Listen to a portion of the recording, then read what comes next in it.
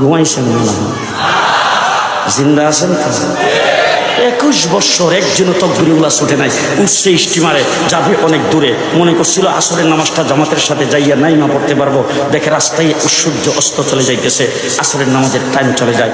তিনি তখন চোখের পানি দুই গাল বেয়ে বেয়ে ঝরতেছে, একবার লঞ্চের উপরে, আরেকবার নিচে, আরেকবার ডাইনে, আরেকবার বামে, আরেকবার সামনে, আরেকবার পেছনে, বেছাইনের মতো ঘোরাফেরা করতেছে।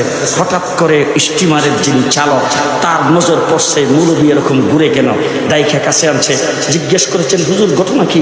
আপনি এইভাবে ঘোরাফেরা করতেছেন, আপনার চোখের মধ্যে পানি দেখা যায়, আপনি ঘটনা কি বলেন? তিনি বলতেছেন, তোমার কাছে বলে কোনো লাভ নাই। বলে, হুজুর আপনি কি এই স্টিমারে টিকিট করে উঠছেন? বলে, হ্যাঁ টিকিট করে উঠছি।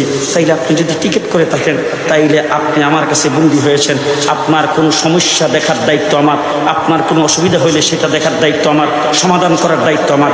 আমার কাছে না বললে আপনি বলবেন কার কাছে? বলতেই হবে।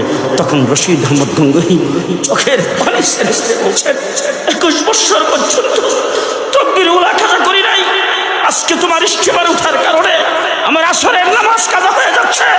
আমি গোটা ইস্তেমারে তালাশ করে একজন মুসলমান পেলাম না যে তাকে মুক্তাদি বানায় আমি তাকবীরুল সাথে নামাজটা আদায় করবো। চোখের পানি আর কান্না দেখে ইস্তেমারের চালক ডাক দিয়ে বলেছেন, মাওলানা সাহেব আমাকে এইমাত্র কালিমা পড়ে মুসলমান বানায়া মুক্তাদি বানায়